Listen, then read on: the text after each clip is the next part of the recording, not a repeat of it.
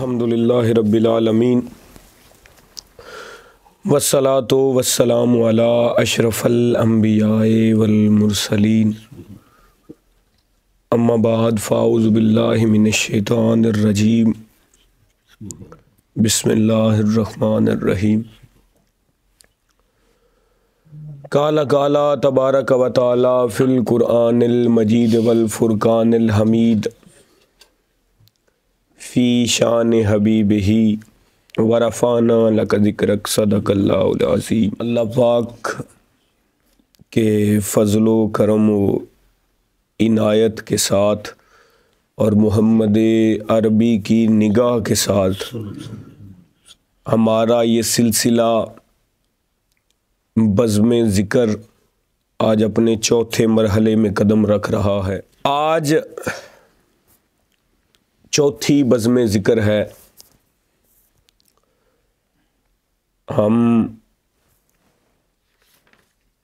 शुरू से ही ये बात ज़्यादा काबिल तवज्जो और काबिल गौर रख रहे हैं कि अल्लाह का ज़िक्र करना और अल्लाह के ज़िक्र में मशगूल रहना ये उसी की किस्मत में होता है, उसी को नसीब होता है जिसे खुदा चुन लेता है। क्योंकि उसकी तौफीक के बिना उसका ज़िक्र नहीं किया जा सकता। जब उसकी तौफीक शामिल हाल हो तो उसका नाम बुलंद किया जा सकता है। और उससे मोहब्बत के ये राज हैं कि हजूर ने इरशाद फरमाया कि जो जिससे मोहब्बत करता होगा कसरत के साथ उसका जिक्र करेगा। आज हम फ़िरक़ों में तकसीम है, लेकिन मुसलमान को जस्द वाहिद की तरह होना चाहिए। फ़िरक़ों में तकसीम होने से बालातर हो के उसकी बारगाह में हाज़िर होना चाहिए। हमें मुसलमानों को जस्द वाहिद की तरह होना चाहिए। ये नहीं कि अगर किसी बरेलवी को तकलीफ़ पहुंची है तो वो बरेलवी को ही पहुंची हो, नहीं, ऐसे नहीं होना चाहिए। अगर किसी बरेलवी को तकलीफ़ पहुंचे या किसी शिया को पहुंचे, किसी सुन्नी को पहुंचे, किसी अहले हदीस को पहुंचे, तो यही समझा जाए कि पूरे बदन को तकलीफ़ पहुंची है, सबको ही तकलीफ़ पहुंची। क्योंकि मुसलमान जस्द वाहिद की तरह है, हजूर ने इरशाद फरमाया। और मुसलमान मोमन इंसान के बारे में साहिब लौलाक फरमाते हैं कि मोमन वो है जिसकी ज़ुबान और जिसके हाथ से दूसरा मुसलमान बचा रहा। यानी ज़ुबान और हाथ से दूसरा मुसलमान जिसकी ज़ुबान और हाथ से महफूज रहा वही मोमन है। और ये ज़ुबान जो है, सरकार इरशाद फरमाते हैं कि सारे आज़ा सुबह सुबह उठ के इस ज़ुबान को दरख्वास्त पेश करते हैं, गुजारिश करते हैं कि अगर आज तू सीधी होके चली तो हम सब बचेंगे। हाथ पैर ये जो है, ये सब आज़ा ज़ुबान को गुजारिश करते हैं कि अगर तू सीधी होके चली तो हम बचेंगे। अगर तू सीधी ना होके चली, आज तू टेढ़ी होके चली तो तू तो महफूज रहेगी, मार हमें पड़नी है। ज़ुबान का इस्तेमाल बड़ा सोच समझ के करना चाहिए, क्योंकि इस माशरे में 90% जो लड़ाई झगड़े और इख्तलाफात होते हैं वो इसी ज़ुबान की वजह से होते हैं। खुदा ने इसे 2 जबड़ों में बंद कर रखा है, 2 जबड़ों में बंद किया है, लेकिन ये फिर भी निकल के फसाद फैला ही देती है। इसका इस्तेमाल करना, अच्छे तरीके से इस्तेमाल करना सीखिए कि ज़ुबान को कहाँ खोलना है, कहाँ इसका इस्तेमाल करना है। और खुदा ने ये बड़ा करम फरमाया मोमिनों पे। अल्लाह पाक ने बड़ा एहसान फरमाया कि हर दौर में कुछ लोग ऐसे रखे कि जिन्होंने पूरा दीन देखा, आधा अधूरा नहीं देखा, पूरा ही दीन देखा है उन्होंने। लेकिन जब उन्होंने देख लिया तो फिर बता ना सके आगे। जिन्ना डिठाए मुड़ ओ दस नहीं सके। मौलाना रूम साहब ने एक वाक्य के जरिए इस बात को समझाया। इरशाद फरमाते हैं कि 4 अंधे दोस्त, 4 अंधे, उन्होंने एक अपने दोस्त को जिसे कुव्वत बसारत थी, जिसकी आंखें थी, उसे गुजारिश की, उसे कहा कि यार सानू हाथी दिखा के लिया। 4 अंधों ने अपने एक दोस्त को कहा कि हमें हाथी दिखा के ला। उसने उनको साथ लिया और लेके चिड़ियाघर पहुंच गया। उसने चारों को हाथी के करीब ला के खड़ा कर दिया और कहा ये हाथी है। पहला गया, उसका हाथ हाथी की सूंड पे लगा। उसने सूंड को महसूस किया और देख तो सकता नहीं था, अंधा था, और उसने सूंड को महसूस किया हाथ लगा के। उसके जहन में ये नक्शा आ गया कि ये ही हाथी है। और आ गया वापस। दूसरा, उसने दूसरों को आके कहा मैं हाथी देख आया हूं, हुण भाई तुहाडी वारी है। फिर दूसरा गया, उसका हाथ लगा हाथी के पैर पे। उसने पैर को ऐसे करके महसूस किया। उसने कहा अच्छा हाथी एवें दा हुंदा है, थम रंगा हुंदा है। वो भी वापस आया। तीसरा गया, उसका हाथ हाथी के पेट पे लगा। उसने पेट को महसूस किया। उसने कहा अच्छा हाथी इंज दा हुंदा, चौतरे रंगा। वो भी वापस आ गया। चौथा गया, उसका हाथ हाथी की दुम पे लगा। उसने दुम को महसूस किया। उसका क्या एवें दा हाथी हुंदा कि सोटा हुंदा ते आखिर ते वाल हुंदे ने। चारों ने हाथी देख लिया अपने अपने हिसाब से। चारों चले गए, वो भी साथ, पांचवां भी।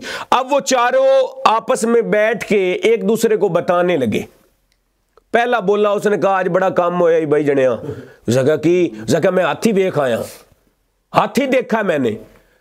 उसने पूछा अच्छा बताओ हाथी कैसा था। उसने कहा लंबा सा होता है और आगे से हवा निकलती है। लंबा सा होता है और आगे से हवा, वो जिसने सूंड को महसूस किया था। दूसरा बोला, उसने कहा तू झूठ बोलता, हाथी ऐसा है ही नहीं। उसने कहा फिर कैसा है। उसने कहा हाथी तो थम में, वो हाथी तो सतून है, वो जिसका हाथ पांव पे लगा था। तीसरा बोला, उसने कहा तुम भी झूठ बोल रहे हो, हाथी तो चौतरा है, सेन है, जिवें चौतरा हुंदा हाथी तो उवें दा है। चौथा बोला, उसने कहा तुम तीनों झूठे हो, मुझे पता है हाथी कैसा है। उसने कहा कैसा। सारे पूछने लगे। उसने कहा किवें दा भाई। वो बोले ऐसा क्या, सोटा होता है और आखिर पे कुछ बाल होते हैं, वो जिसका हाथ दुम पे लगा था। अब जो देख सकता था, जिसने सारा देखा था, वो चुप करके बैठा और हंस रहा था, मुस्कुरा रहा उनकी बातें सुन के। एक बंदा अंदर आया। उसने कहा यार ये जो सारे खपदे पहने ते इन्हां नूं तू ही दस भाई, जेड़ा हाथी ये तुसी बनाई खड़े हो, वो हाथी है ही ना, वो ते हाथी दे कुछ आज़ाद ने। उसने जवाब दिया। उसने कहा यार मैं ये हैं अन्ने, इनको नजर नहीं आता, मैं इनको क्या बताऊं, अगर बताऊं भी तो इनको समझ नहीं आनी। वो हाल है हमारा। किसी ने थोड़ा दीन देखा है, किसी ने कुछ और देख लिया, किसी ने कुछ और देख लिया, और सारे अपने आप में बैठ गए कि हमने देखा, हमने देखा, हमने देखा। और जिसने देखा है वो बता नहीं सकता, वो कहता है बताऊं क्या, ये तो है ही अंधे। वो हाल हमारा है। और वो जिसने पूरा दीन देखा है उसका नाम फकीर है। अजीज़ान मन, वो फकीर है, वो मर्द है जिसने पूरा दीन देखा है। तभी तो पीर मेर अली शाह साहब ने फरमाया था, कोई मिसल नहीं ढोलन दी, चुप कर मेर अली इत्थे जा नहीं बोलन दी। वो फरमाते कैसे बताऊं इनको, ये अंधों को, ये तो अंधे हैं, इनको कैसे बताऊं कि वो है कैसा, वो है कैसा, मैं इनको कैसे बताऊं, ये तो इनको तो पता ही नहीं चलना, ये तो अंधे हैं, इसलिए बेहतर है कि चुप कर जाओ। ये वो फकीर है, यही मर्द है जिसने पूरा दीन देखा होता है, लेकिन वो चुप करके बैठ जाता है, गोठ मार के बैठ जाता है। उसे पता है ये दुनियादार है, इन्हें मैं क्या बताऊं, इन्हें क्या बताऊं, ये तो अंधे हैं।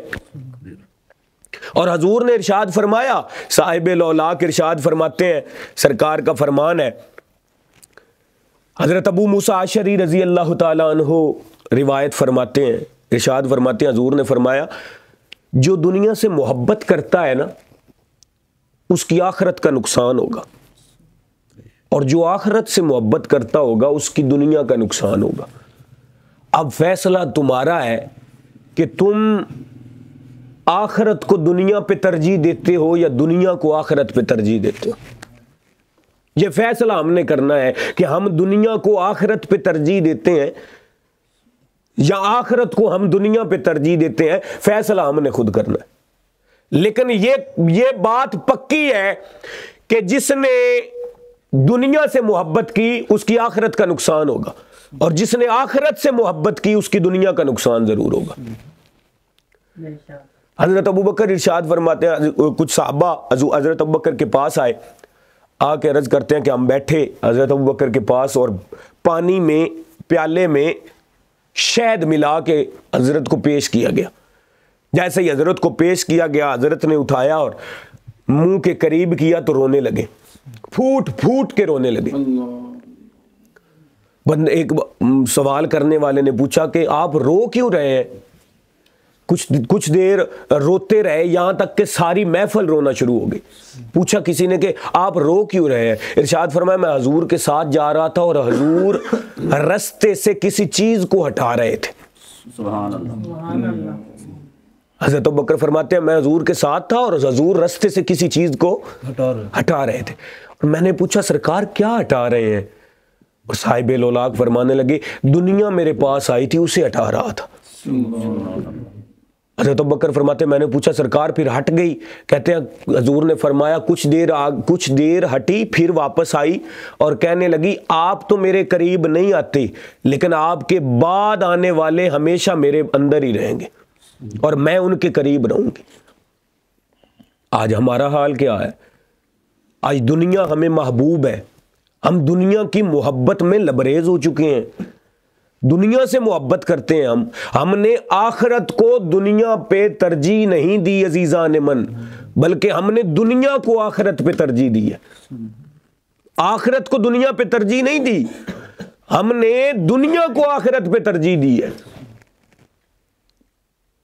इसलिए हजूर की निस्बत का ख्याल रखना हमारे लिए बड़ा जरूरी है।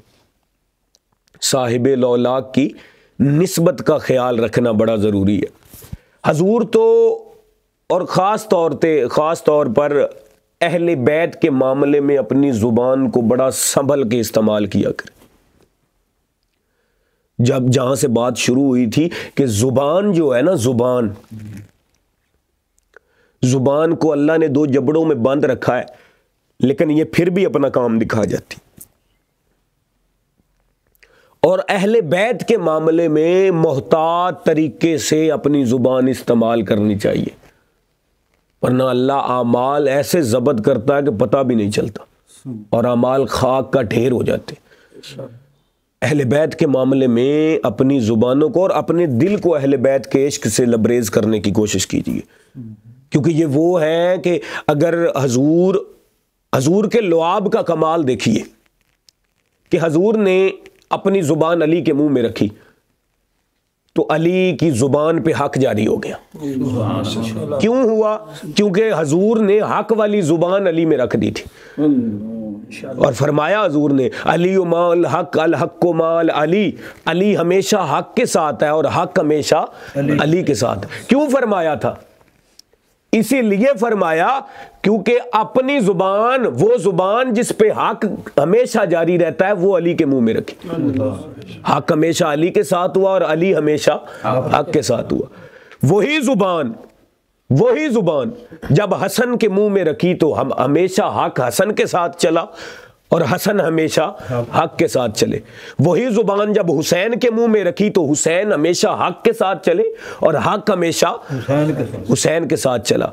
और ये तो जुबान से निकलने वाली लुआब का कमाल है कि जिसके मुंह में वो जुबान रखी जाती है वो हमेशा हक के साथ हो जाता है और हक हमेशा उसके साथ हो जाता है। ये हजूर की लुआब का कमाल है। और वो फातिमा का क्या मुकाम होगा जिसकी रगों में मोहम्मद का खून जारी रहता है,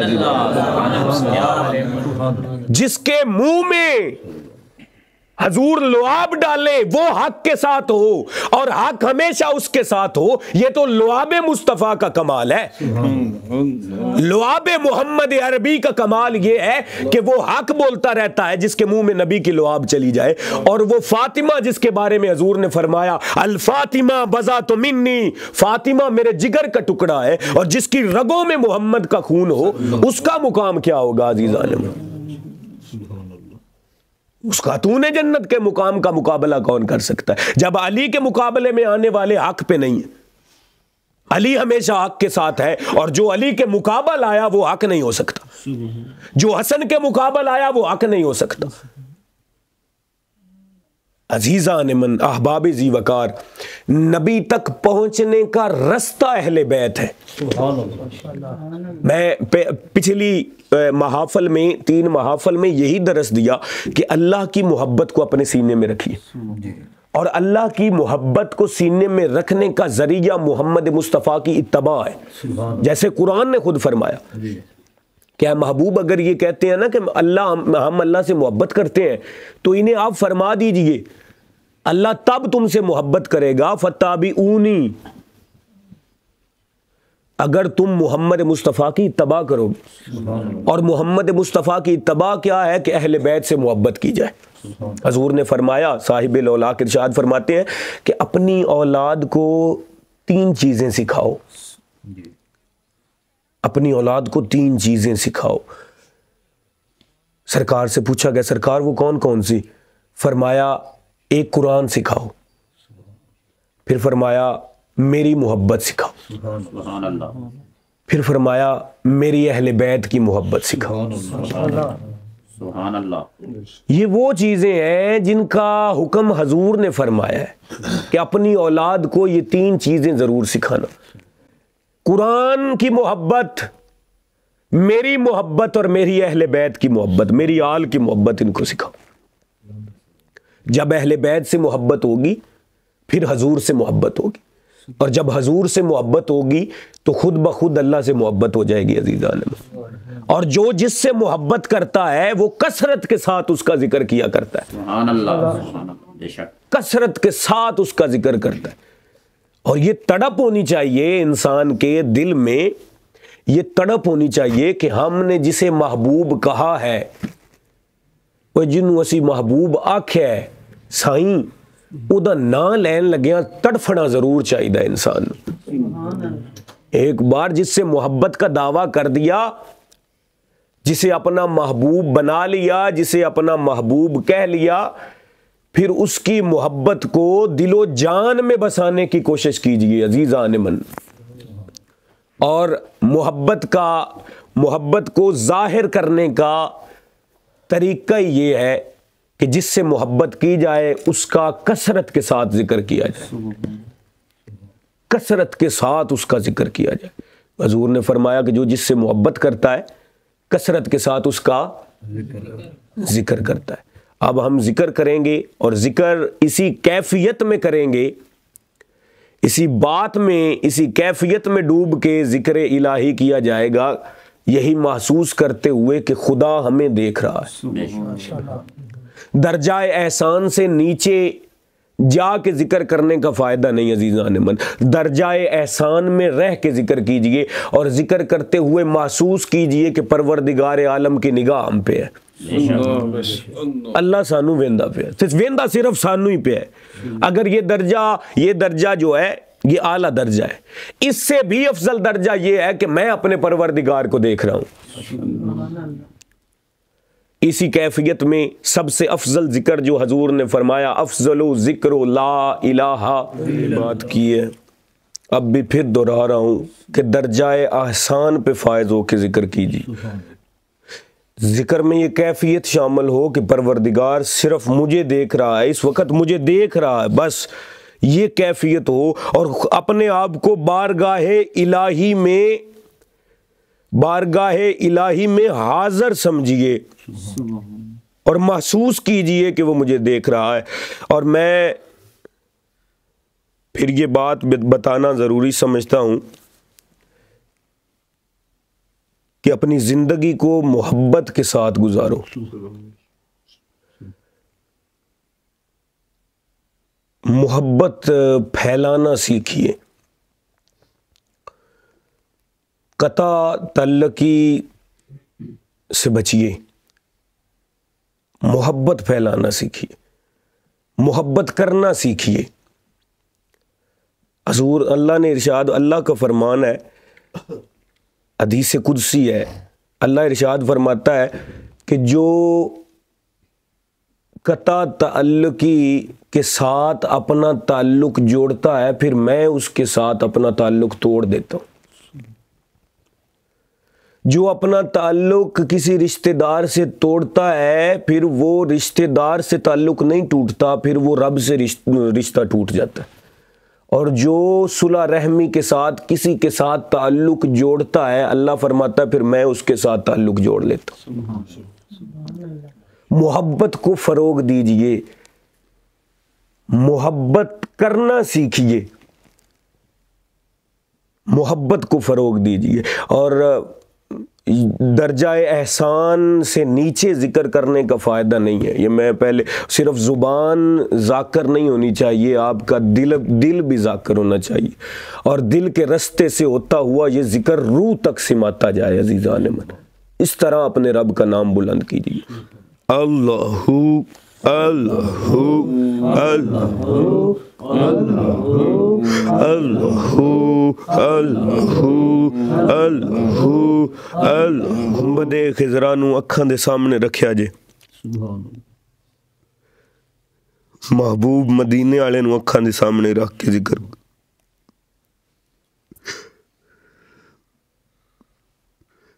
सारे दी अखा बंद होवन ते मंजर मदीने दा अखा दे सामने होवे। गुंबद खजरा ख्यालात ज़ेन दिल दे विच होना चाहिए।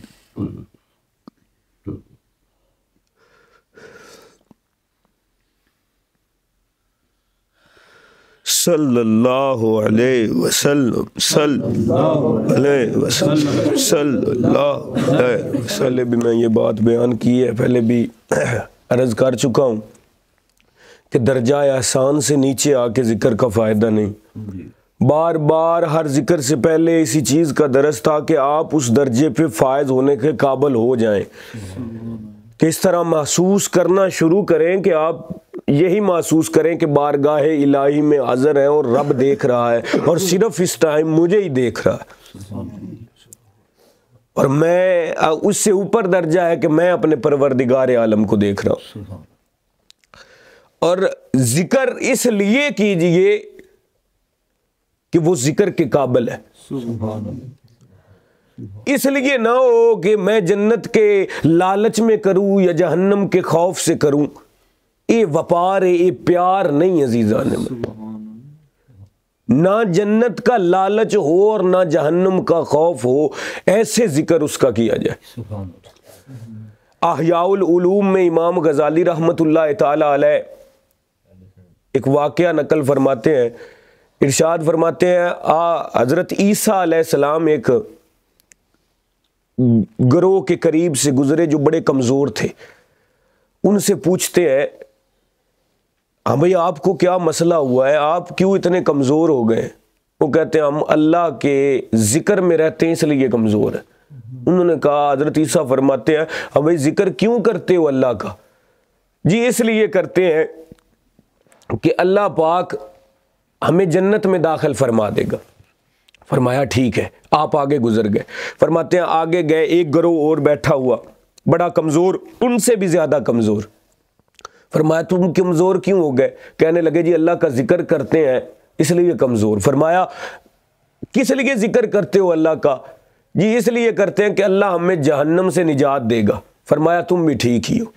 आगे गए, एक गिरोह और देखा जो उनसे भी ज़्यादा कमज़ोर था। हज़रत ईसा ने पूछा तुम कमज़ोर क्यों हो? फरमाने लगे जी हम अल्लाह का जिक्र करते हैं इसलिए कमज़ोर है। हज़रत ईसा पूछते हैं कि हाँ भाई तुम अल्लाह का जिक्र किस लिए करते हो? जी इसलिए करते हैं कि वो जिक्र के काबिल है। सुभान अल्लाह। जी इसलिए करते हैं कि हमें उससे प्यार है, ना जहन्नम का खौफ है ना जन्नत का लालच है। हम तो जिक्र इसलिए करते हैं कि वो जिक्र के काबिल है। फरमाया तुम मुकर्रब हो। हज़रत ईसा ने फरमाया तुम मुकर्रब हो और मुझे तुम्हारी तुम्हारे अंदर शामिल होना का हुक्म दिया गया है और आप भी उनके अंदर बैठ गए और अल्लाह का जिक्र शुरू किया। यानी मुकर्रब ए प्यार करो अल्लाह नाल, वपार ना करो साईं। सोनिया जे जहन्नम दा डर रख के या जन्नत दा लालच रख के जिक्र करना है तो प्यार नहीं, हो वपार है। ते यारां नाल प्यार हुंदा है, यारां नाल वपार नहीं कीता जांदा। और यारां नाल वपार नहीं हुंदा साईं, यारां नाल प्यार हुंदा है। अगर उसे महबूब कहा है तो फिर प्यार करें, वपार ना करें उसके साथ। जिक्र इसलिए कीजिए कि वो जिक्र के काबिल है और हमने उसका जिक्र करना है, इसलिए जिक्र करें उसका। जहन्नम के डर से जिक्र ना कीजिए, जन्नत के लालच की वजह से जिक्र ना कीजिए, बल्कि उसे जिक्र के काबिल समझ के उसका जिक्र कीजिए, उसे जिक्र के काबिल समझ के उसका नाम बुलंद कीजिए। और इन चक्करों में ना पड़िए, जस्दे वाहिद की तरह हो जाइए, इन चक्करों में ना पड़िए। ये इस तरह ना हो कि आप कहें ये वाबी है, मैं इहदे नाल बैठ के जिक्र करना ही नहीं ना, ऐ शिया है इसके साथ बैठ के जिक्र करना ही नहीं, ये सुन्नी है इसके साथ जिक्र करना ही नहीं। तो इसका इस मसले का हल बाबे बुल्ले शाह साहब इरशाद फरमाया। वो आप फरमावन लगे, एक पासे साडे रहन वहाबी, एक पासे देवबंदी। एक पासे साडे रहन वहाबी, एक पासे देवबंदी, एक पासे साडे शिया रांदे, एक पासे साडे सुन्नी, एक मुहल्ला 8 मसीतां केदी करा पाबंदी। फरमाने ने एक मुहल्ले दे विच 8 मसीतां ने ते 8 विचों बांग आउंदी है वखरी वखरी, हुण दसो मैं पाबंदी किंदी करा। एक पासे मेरे रहन वहाबी, एक पासे देवबंदी, एक मुहल्ला 8 मसीतां केदी करा पाबंदी। फरमाने केदी पाबंदी करिए, इसलिए जिक्र इन चीजों से बालातर होके करना है। इस फर्क को मिटाते हुए जिक्र करना है, इन चीजों से बालातर होके जिक्र करना है। उस परवरदिगार आलम का नाम बुलंद कीजिए। अब जिक्र, और जिक्र कैफियत एहसान में होना चाहिए, दर्जाए एहसान पे फायज होके होना चाहिए। या हय्यु या कयूम, या हय्यु या कयूम, या हय्यु या कयूम, या हय्यु या कयूम। अपनी जिंदगी को अपने नजरों के सामने रखते हुए जो जो गुनाह सरजद हुए हैं उन्हें ज़हन में रखते हुए ये महसूस कीजिए कि उसकी बारगाह में हाज़िर है, वो मेरे सामने जलवा फरमा है, मैं सवाली बन के आया हूं और अपने गुनाहों की बख्शिश तलब कर रहा हूं, अपने गुनाहों की माफी मांग रहा हूं उससे।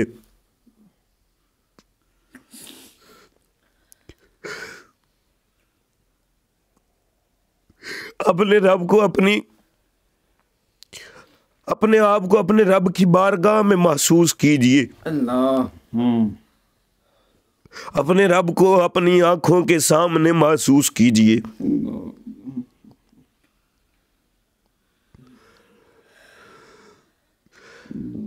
अस्तगफिरुल्लाह, अस्तगफिरुल्लाह।